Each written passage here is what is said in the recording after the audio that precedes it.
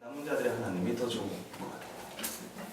또 오늘 바울은 에베소 교회에게 하나님께서 우리를 자녀로 삼으시기로 예정하셨다고 말하고 있습니다. 우리가 주종관계에서 부모 자녀 관계로 이동하는 것이 하나님의 계획 안에 있었다라는 새로운 어떤 방향입니다. 그리고 그 하나님의 계획, 어쩌면 이 하나님의 진짜 큰 그림은, 이 하나님의 큰 그림은 하늘과 땅에 있는 모든 것을 그리스도 안에서 통일시키는 것입니다.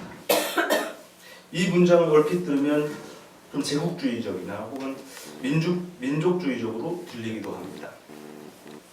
민족의 우월성을 신앙으로 삼고 다른 민족을 통일시키려고 했던 나치를 기억하십니까?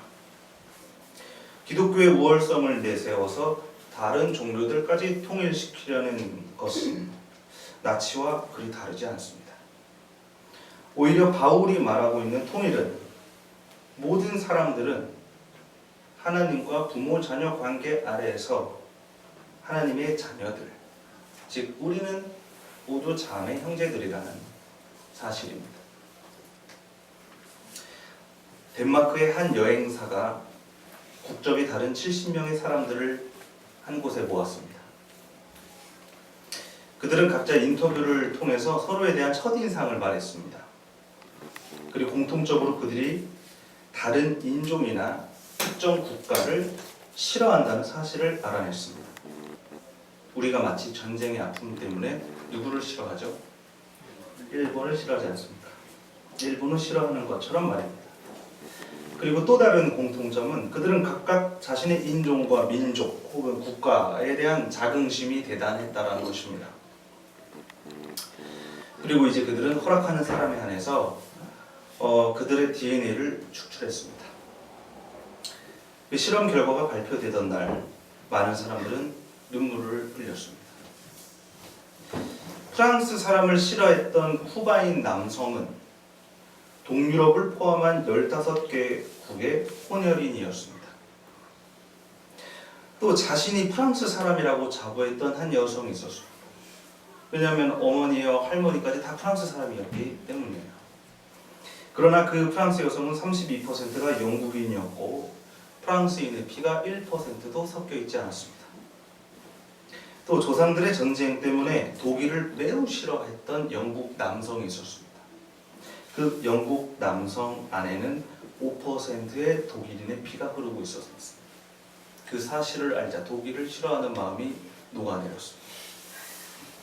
또 터키를 싫어했던 이란 여성은 결국 터키 사람이었어요. 그런데 더욱 놀라운 것은 그 안에서, 그 70년 안에서 그녀와 DNA가 거의 맞아떨어지는 종형제를 만났다라는 사실입니다.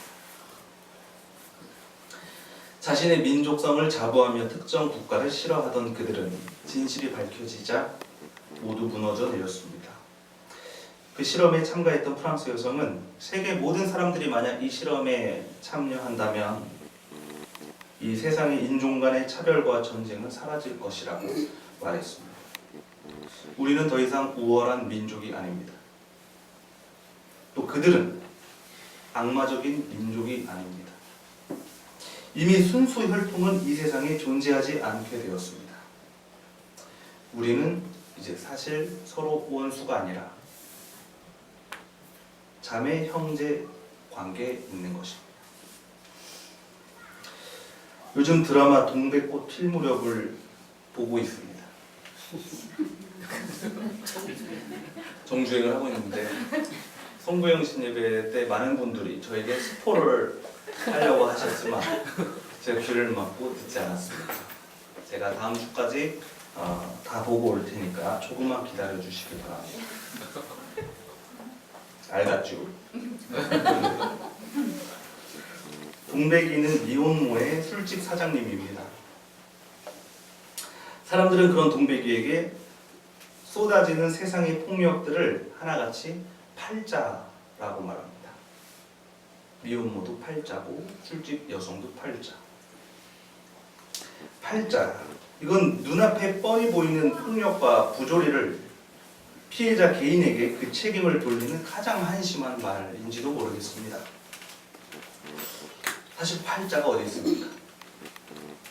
하나님께서 전쟁이 쓸고 간 이 황무지에 남겨진 그 여성, 이 임신한 여성을 평생 고생시키기 위해 연월일시를 그녀에게 주었다 라는 말, 이게 말이 됩니까?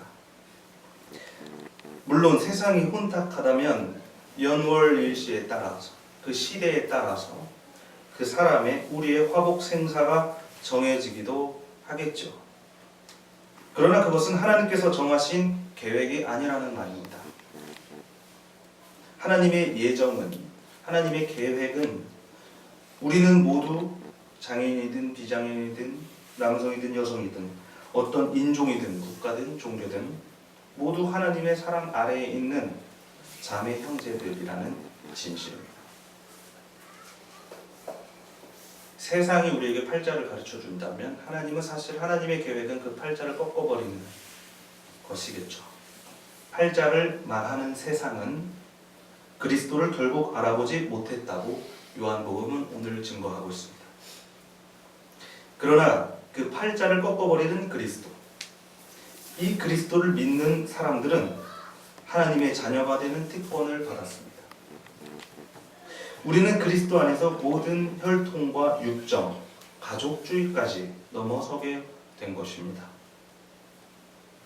사랑하는 교우 여러분, 팔자에 사로잡혀 계십니까? 우리 모두가 하나님의 자녀라는 사실을 고백한다면, 우리 모두가, 여기서 모두는 모두를 말한 것입니다. 우리 모두가 하나님의 자녀라는 사실을 고백한다면 어쩌면 우리는 생각보다 쉽게 그 팔자를 훌쩍 뛰어넘을 수 있을지 모르겠습니다. 2020년은 팔자를 넘어서 하나님의 계획을 이루는 한 해 되시길 바랍니다.